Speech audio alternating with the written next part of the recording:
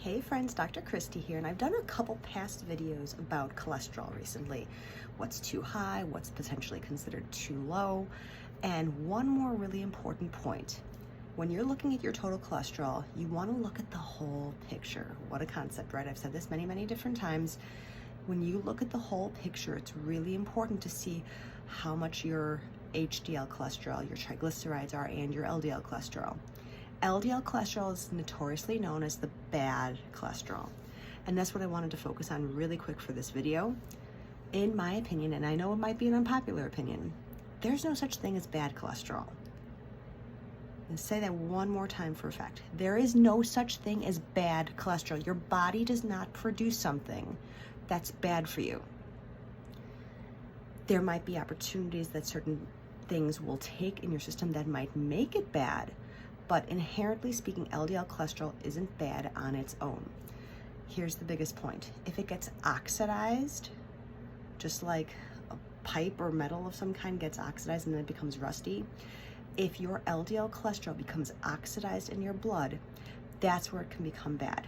That's where it becomes what's called a foam cell, and it's those foam cells that then can create plaquing, and they get into the arterial lining, and that's when they can create plaquing and blockages in your arteries that can lead to heart attacks and strokes and things of this nature, right?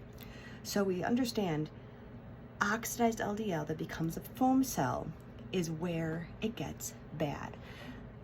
So we just jump on the bandwagon and say, well, because it can potentially happen, that means that whole type of cholesterol is just bad. That's not how it works. So I want you to just take a step back and really evaluate when you're looking at your cholesterol from an objective standpoint. Let's say your LDL cholesterol is up at 137, which might be a little bit high.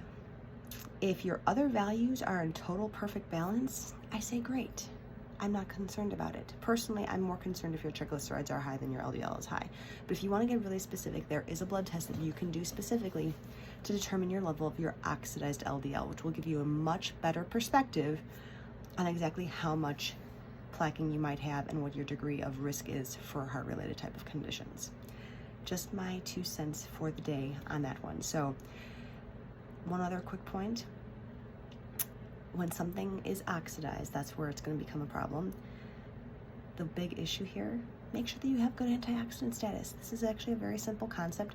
Make sure you're eating good levels of vegetables, fruits in an appropriate quantity so as not to increase the amount of sugar that you're taking in.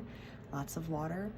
Healthy activities are going to bring down the possibility of those LDL cholesterol cells turning into those foam cells and becoming damaging to your system.